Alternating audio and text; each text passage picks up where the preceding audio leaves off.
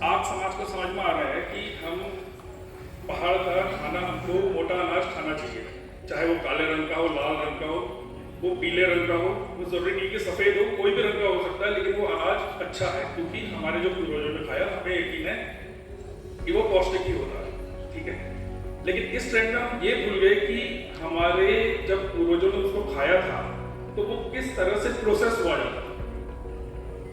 क्या हम fully follow कर रहे हैं या हम हाफ फॉलो कर रहे हैं? हमने एक चीज तो फॉलो करी कि भाई क्या मेरे को मडुआ खाना है, लेकिन मडुआ प्रोसेस कहाँ हुआ ये तो मैं भूल गया।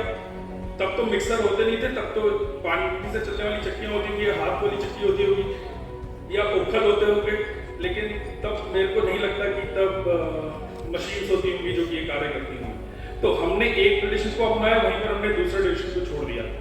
तो क्या आप लोगों को नहीं लगता कि न्यूट्रिशन वैल्यू उतनी नहीं रहेगी जितनी की उस समय थी? और हमें एक ऐसी स्टेज में जाके पता चलेगा हमने इतनी बड़ी गलती कर दी कि हम जो सेकंड स्टेज हमें करनी चाहिए थी हमने उसके लिए प्रिपरेशन नहीं करी। और वो हमने क्यों नहीं प्रिपरेशन करी मुझे नहीं पता, क्यों नहीं करी जा रही है उस पर प्रिपरेशन, लेकिन अगर मैं पर्सनली देखूं तो मुझे कहीं भी नहीं लगता कि हम उस एंड प्रोडक्ट की बात कर रहे हैं जो निकल के मार्केट में आना चाहिए, जो कि 100% फायदा दे। एक एग्जांपल मैं आपको देना चाहूंगा। मेरे ख्याल से यहाँ पर जितने भी लोग हैं आटा सभी खाते हैं, या मुझे लगता है चावल सभी खाते हैं, सब कुछ सभी खाते हैं। अच्छा, जब हम खाना बनाते हैं, आप लोग खाना कैसे बनाते हैं? मैम आप खाना बनाते हैं कैसे बनाती है? रोटी बनानी है, क्या करेंगे आप? आटा गूंथेंगे, उसके बाद सेकेंगे, तो वो जब गर्म होगी तो मुझे पता चलेगा कि गर्म हो गई तो पक गई है। ठीक है सर, ऐसी तो लगेगा पता गर्म हो गई फूल गई है। तो मेरा ये कहना है कि जब वो अब देखिए हुआ क्या, हमने खा लिया, उनको लगा यार गांव के ऑर्गेनिक गेहूं की मैं रोटी खा रहा हूँ, वाह मैं तो तगड़ा बन गया भाई, बूस्टर है ना। अब मैं ये भूल गया कि उस समय में वो रोटी बनती कैसे थी, क्या रीजन। अब मैं बहुत सिंपल आपको एक समझा रहा हूँ। जब भी आप लोग गेहूं ले जाते होंगे, चक्की में पिसवाते होंगे, तो क्या जब चक्की से गेहूं बाहर पिस के निकलता है, हाथ डाल सकते हो उसके अंदर? या कोई है जो हाथ डाल देगा? तो मतलब कोई है जिसको लगता है कि मैं हाथ डाल दूंगा? सर आप लोगों ने ध्यान दिया होगा कि वो इतना गर्म होता है कि पूरा पक चुका है, हमने पका हुआ निकाला और अब आटा हमारा ऑलरेडी पक चुका है। हमें लग रहा है तो यार ऑर्गेनिक खा रहे क्योंकि मेरे गांव से गेहूं आया। तो हमने तो पहले ही अपना आटा पका हुआ रख दिया। अब हम ये सोच रहे हैं कि हम फ्रेश खा रहे हैं, तो हम तो बासी खा रहे हैं। जैसा सर ने कहा कि बासी अच्छी होती है, पता नहीं कितनी अच्छी होती है। रोटी अच्छी हो सकती है, मुझे नहीं लगता कि आटा बासी अच्छा होता है। तो क्या हम ऐसे, जैसे हमारी बात होती है घराट को प्रिजर्व करना, बहुत सारी बातें हैं। घराट का आटा देखिए सर, जब आप घराट के आटे का टेम्परेचर देखेंगे तो उसके और चक्की के आटे में अराउंड 60 डिग्री का डिफरेंस होता है। थर्मोमीटर डाल के हमने चेक करा।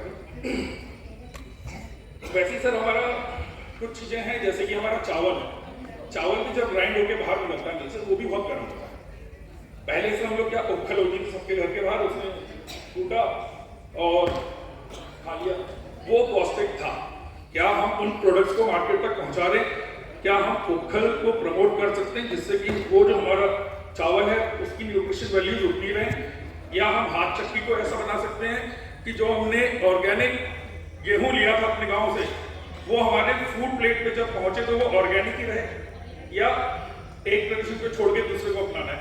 ये सर हमको, इससे हम लोग इस आम को पिछले, मैं आपको अपना परिचय दे दूं, हमारी एक छोटी सी कंपनी है और हम लोग काकड़ी घाट से, पहाड़ी किसी नोड करके हमारा प्रोडक्ट आता है। हम लोग नमक बनाते हैं, हम लोग अभी 55 फ्लेवर्स में नमक बना रहे हैं और उसके साथ हम लोगों ने थोड़ा सा भावुक हो गया जी सर, वेरी गुड। और उसके अलावा ये हमारी टीम है, अगर मेरी टीम एक बार खड़ी हो जाएगी सर, ये सब नैनीताल से आए हैं। वाह भाई वाह, एक बार आप सबको बधाई है, बहुत सुंदर, बहुत बढ़िया। आप और आपके नेतृत्व करने वाले मित्र सबको बहुत बहुत बधाई है।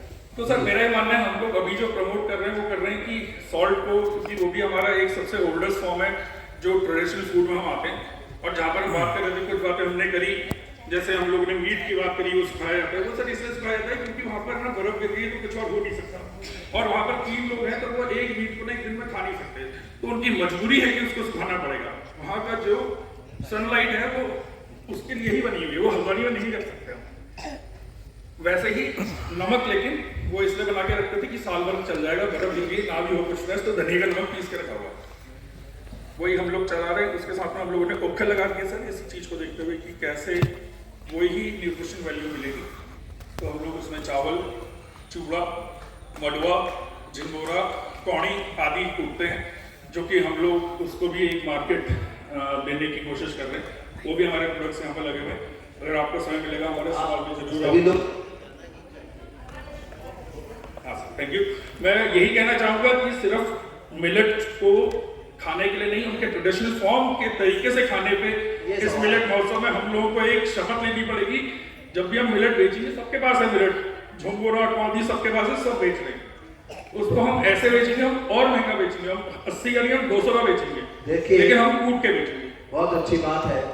ये पहली बार मैंने देखा है कि धन्यवाद। नमक देश दुनिया में प्रसिद्ध हो गया, ये जो मिक्सचर बनाते हैं और जाना जाता है। दो बातें हैं, एक उन्होंने बहुत महत्वपूर्ण बात कही है जो सारे देश के लिए भी। आप शायद अगर राजस्थान जाते हैं तो राजस्थान में एक सीरीज ऑफ होटल गाँव का, क्या कहते हैं उसको, चौकीदानी, वहां मैं भी गया हूं।